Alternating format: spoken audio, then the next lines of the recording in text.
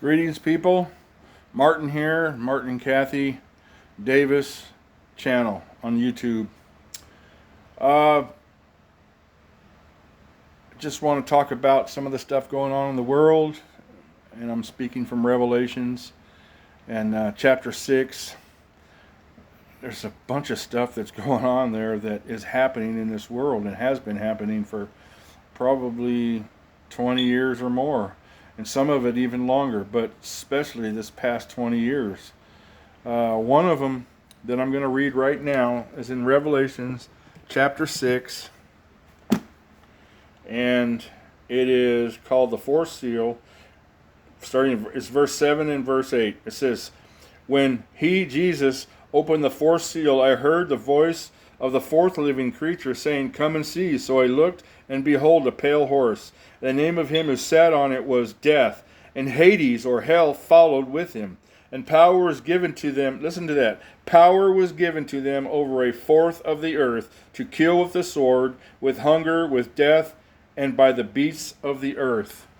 Now, a lot of the communist and socialist countries, they're killing people with hunger. They're killing them with hunger. They're starving them because only those at the top are those associated with the regime of communism or socialism are getting taken care of, and everybody else is getting treated like dung. They're getting treated like garbage, and anything that they have is they don't really have. You know, in some countries, say Mexico, for instance, you don't own the land down there. You lease it, and you lease it. It's like a 99-year lease. You don't own the land.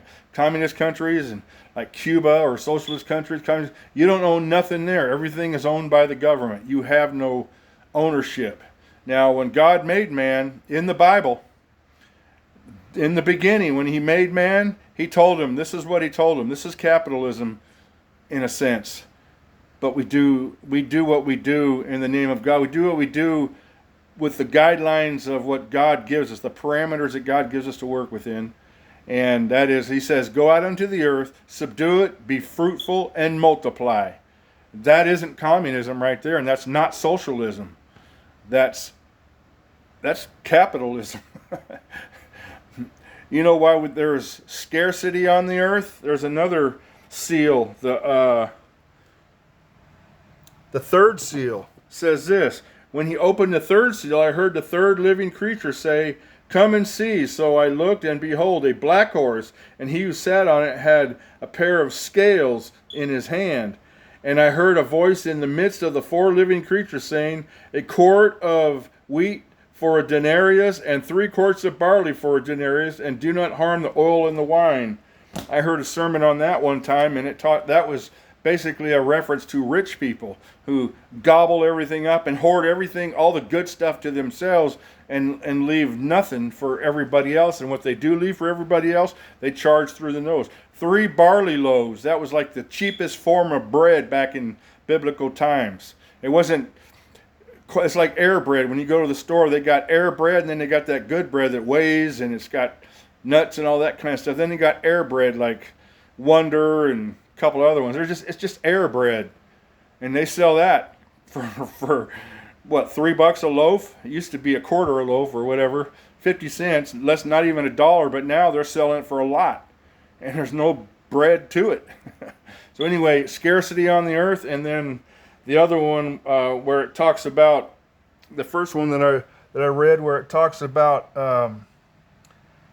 widespread death.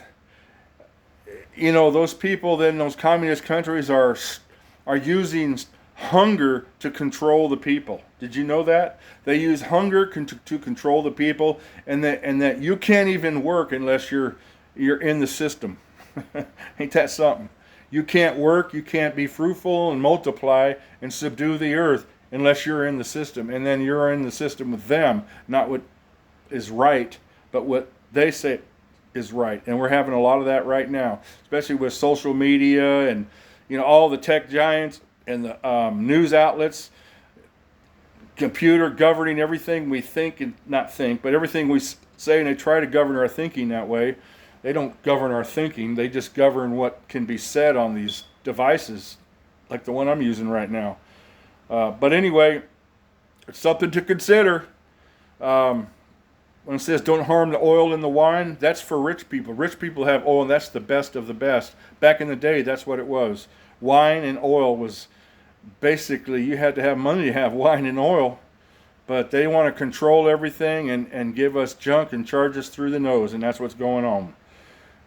We got all these big box stores that's putting out all small businesses. Hey, those small businesses, they're trying to be fruitful and multiply, but when you got a big box store that comes along and they're selling everything cheap, they put everybody out of business. Guess what's going to happen? All those people that go out of business, after they go out of business, them big box stores and all them, like Amazon is one of the worst. It's the worst on the planet.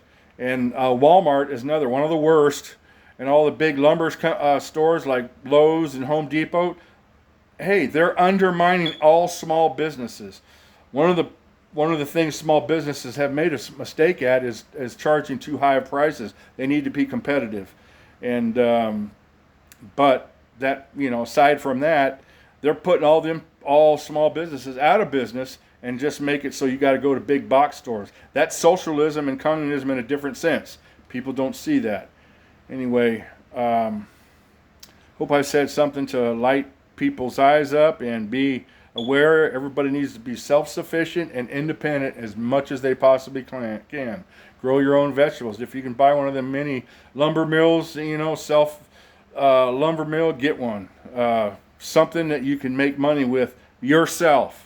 A log splitter, something you can do something, where you don't have to go to a big box store. Raise your own meat, raise your own vegetables, grow your own everything. Anyway, y'all have a great day. Love you. And love God, you guys. Love God through His Son, Jesus Christ.